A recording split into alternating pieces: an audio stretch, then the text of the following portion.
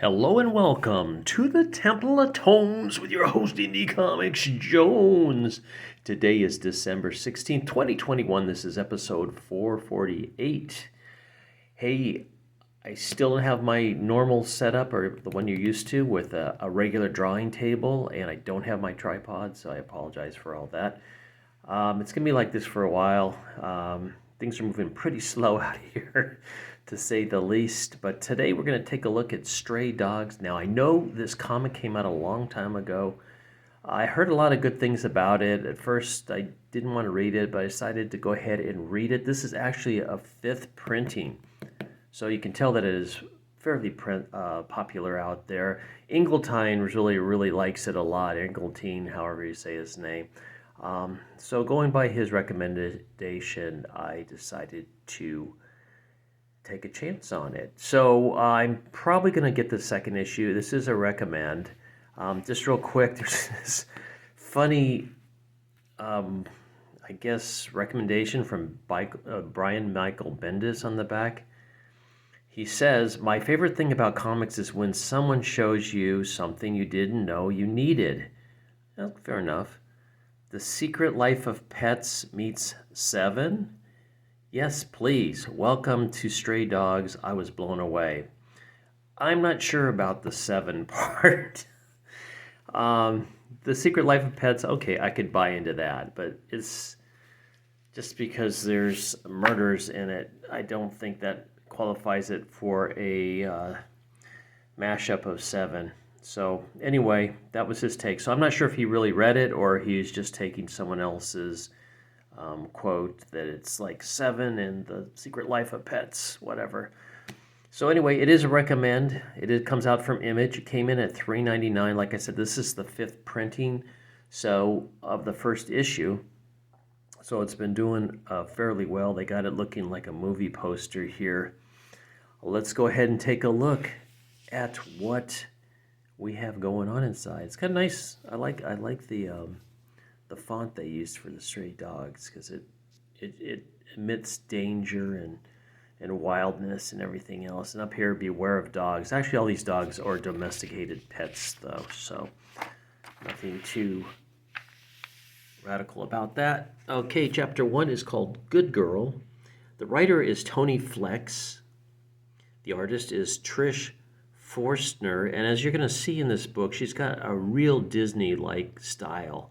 Just adds to it. The colorist is Brad Simpson. The layouts were done by Tone Rodriguez. The flatter even got mentioned in here. Lauren Perry. I'll have to ask my flatter friend if he knows who Lauren is. Logo design, Lauren Herda.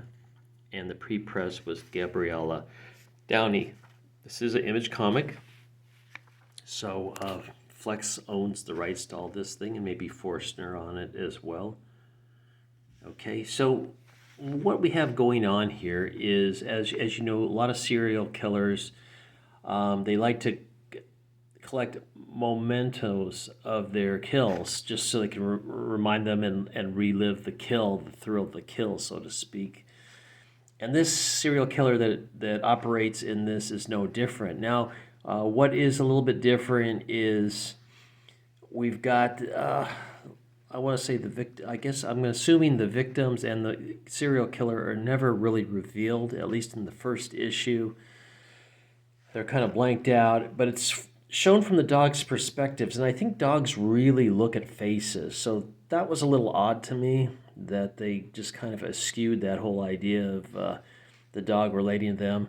What they really drive hard and home on this is that dogs in general have very short-term memories. They forget things one to the next. Like if you leave and then you come back in the room, they're super happy to see you. Like, oh, they don't remember that you were just there. It's something like that. It's one of those deals. So if they can hear you, I guess it's in their mind, but it's one of those things where if you're gone for a little bit and you come back, they think that you've been gone a long time. So what happens is she goes to the vet. She says the dog is being very anxious, And so they give the dog a shot, a tranquilizer, kind of puts it to sleep. When the dog wakes up, it's actually a strange house. It's strange to it. It's even more freaked out. But he finds out there's all these dogs there, and they're all kind of napping around. They all love their master. They tell him, "You're lucky that we have a master like that who takes in strays." And the master comes home. Of course, they don't show who it is. And he tries to kind of cheer up the new arrival, while the other dogs have all kind of introduced themselves to this dog. The new arrival is a little bit unsure, and I'm assuming it's supposed to be, I think it is a female. I think its name's Sophie. So Sophie's probably going to be the hero of the whole story right off the bat. There's another dog here, and he's kind of like the leader of the pack, kind of the spokesman for the pack. And as you see, it kind of looks like Balto from that cartoon or that movie. But it is interesting enough. They start speaking, and then they very shortly forget what they were talking about later. And the new arrival, Sophie, is convinced something is wrong with this whole setup. And it's not until she gets wrapped up in her master's scarf, her original master's scarf, that she remembers the smell triggers a memory, and she remembers what happened. And now she's really freaked out because she knows that the new master was the killer of her former master. And you can see how she relives it a little bit. And she tries to warn the other dogs, "Hey, that your master's a killer." And they're like, no, he's not. Because they've kind of forgotten everything. And there's a bloodhound in here that says, I can smell him. If he's a killer, I could smell that he's a killer. Which is, kind of, I guess, dog sense in a way. But anyway, it's just, she speaks to him a little bit. The one dog that's kind of befriended her, the spokesperson, says, the master's okay, trust me, but you know what, I'll look into it for you. And just as quickly as they've kind of solved that issue, Sophie has forgotten about it already. She's forgotten about the murder. She doesn't know what they're talking about. So that's the end of chapter 1. Just a very interesting take. Really relying on the dog's short memory to carry the story along, to keep the killer kind of masked from the other dogs and whatnot. But as you can see, he's got a number of dogs. Let's see if we go back to the other page here. You can kind of see a Dalmatian and a shepherd there, the bloodhound, just on and on. A poodle's in there, I believe. So yeah, it looks a lot like a Disney cartoon, the way it's drawn. Especially having a Dalmatian in there. So it is a recommend. I am going to pick up issue 2. I got this at the Comic Bug in Manhattan Beach, California. They have a lot of back issues of new stuff, and they order, I guess, pretty heavily obviously on the reprints as well.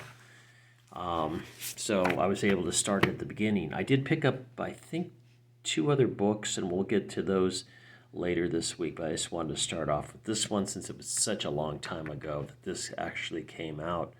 And like I said, I did hear good things about it, not from Brian Michael Bendis, but from other people that are saying that they were really enjoying it. And that was at my former store, 2011 Comics in Flower Mound, Texas.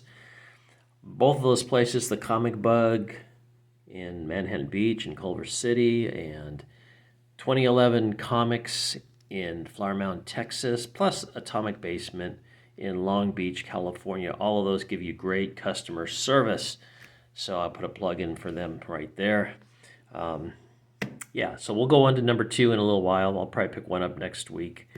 It's been a little bit slow, and this is a pretty good story so far.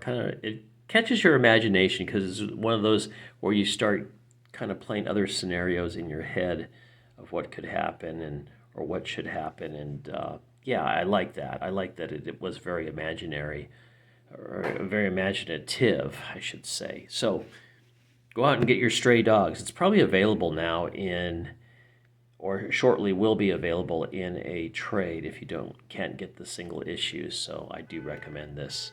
All right. Oh, there you go. We got a car alarm going off. The single pane windows don't hold or hide anything. So with this, thanks for stopping by and listening to this review. As always, please like, please subscribe, please share. Please share, leave comments if you wish. And we'll see you next time at the Temple of Tomes. This is Indie Comics Jones bidding you adieu.